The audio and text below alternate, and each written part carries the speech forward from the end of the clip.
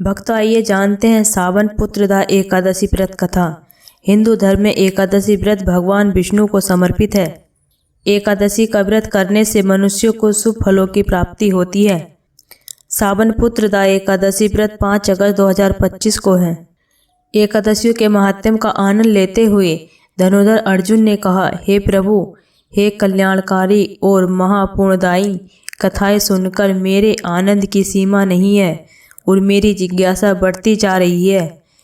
हे कमलनयन, अब आप मुझे श्रावण माह के शुक्ल पक्ष की एकादशी की कथा सुनाने की कृपा करें। इस एकादशी का क्या नाम है तथा इसके व्रत का क्या विधान है?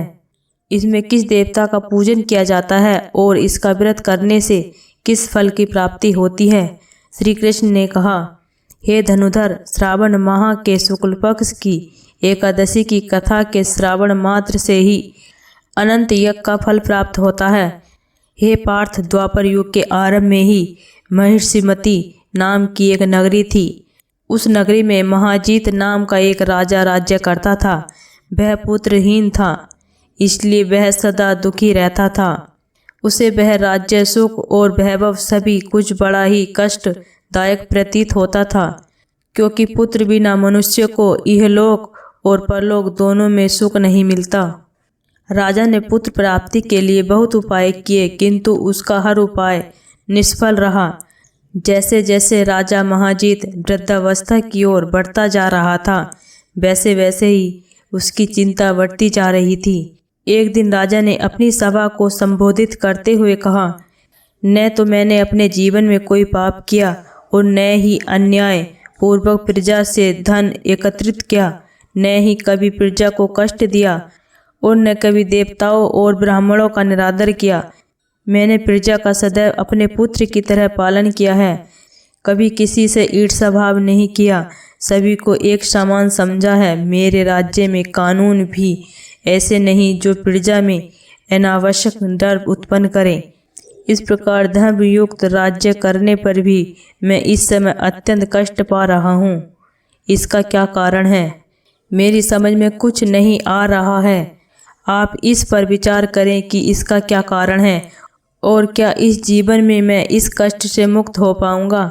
राजा के इस कष्ट के निवारण के लिए मंत्री आदि वन को गए, ताकि वहां जाकर किसी ऋषि मुनि को राजा का दुख बताकर कोई समाधान पा सकें। वन में जाकर उन्होंने श्रेष्ठ ऋषि मुनियों के दर्शन किए।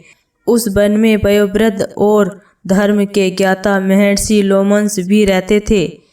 वे सभी जन महर्षि लोमंस के पास गए।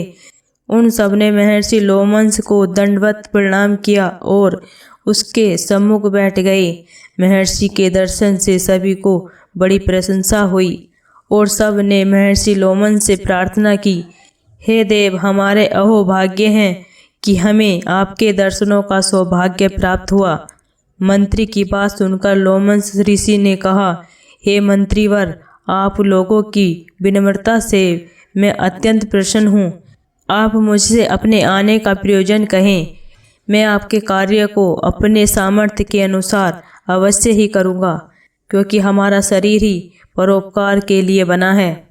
लोमंस ऋषि के ऐसे मृदु वचन सुनकर मंत्री ने कहा, हे ऋषिवर, आप हमारी सभी बातों को जानने में ब्रह्मा से भी ज़्यादा समर्थ हैं, अतः आप हमारे संदेह को दूर कीजिए। महिषमती नामक नगरी के हमारे महाराज महाजीत बड़े ही धर्मात्मा व प्रजा वत्सल हैं। वह प्रजा का पुत्र की तरह धर्मानुसार पालन करते हैं, किंतु फिर भी वे पुत्रहीन हैं। हे महामुनि, इससे वह अत्यंत दुखी रहते हैं। हम लोग उनकी प्रजा हैं। हम भी उनके दुख से दुखी हो रहे हैं, क्योंकि प्रजा का यह कर्तव्य है कि राजा के दुख में दुख माने और सुख में सुख माने। हमें उनके पुत्रहीन होने का अभी तक कारण ज्ञात नहीं हुआ है, इसलिए हम आपके पास आए हैं।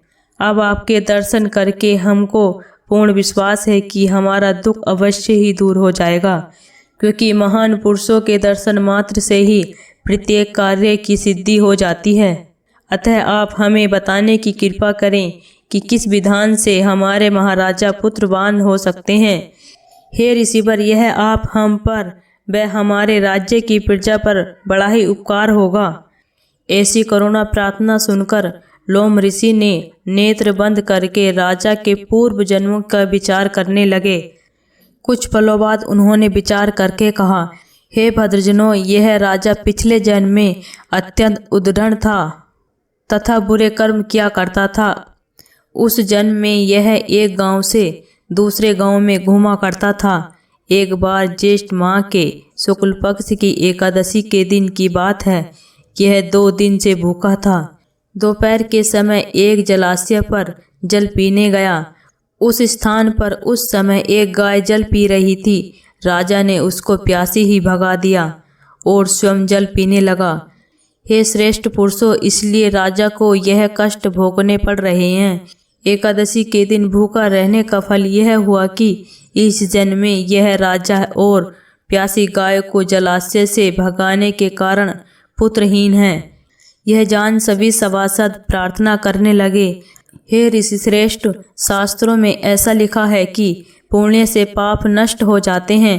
अतः कृपा करके आप हमें कोई ऐसा उपाय बताइए जिससे हमारे राजा के पूर्व जन्म के पाप नष्ट हो जाएं और उन्हें पुत्र रत्न की प्राप्ति हो। सभासदों की प्रार्थना सुनकर लोमश ऋषि ने कहा, हे श्रेष्ठ पुरुषों, यदि तुम सब श्रावण माह के शुक्ल पक्ष की पुत्रदा एकादशी का व्रत और रात्रि जागरण करो और उस व्रत का फल राजा के निमित्त कर दो, तो तुम्हारे राजा के यहाँ पुत्र प्राप्त होगा। राजा के सभी कष्टों का नाश हो जाएगा। इस उपाय को जानकर मंत्री सहित सभी ने महर्षि को कोटि कोटि धन्यवाद दिया तथा उनका आशीर्वाद लेकर अपने राज्य में लौट आए। इसके बाद उन्होंने लोमश ऋषि की आज्ञा अनुसार पुत्रदा एकादशी का विधान पूर्वक उपवास किया और द्वादशी को उसका फल राजा को दे दिया। इस पुण्य के प्रभाव से रानी ने गर्भ धारण किया और 9 माह पश्चात एक अत्यंत तेजस्वी पुत्र को जन्म दिया। हे पांडुपुत्र, इसलिए इस एकादशी का नाम पुत्रदा पड़ा। पुत्र की इच्छा करने वाले मनुष्यों को विधान पूर्वक श्रावण माह के शुक्ल पक्ष की एकादशी का व्रत करना चाहिए। इस व्रत के प्रभाव से इहलोक में सुख और परलोक में स्वर्ग की प्राप्ति होती है। दोस्तों, इसी तरह की वीडियो को देखने के लिए इस चैनल को सब्सक्राइब करें और वीडियो को लाइक करें।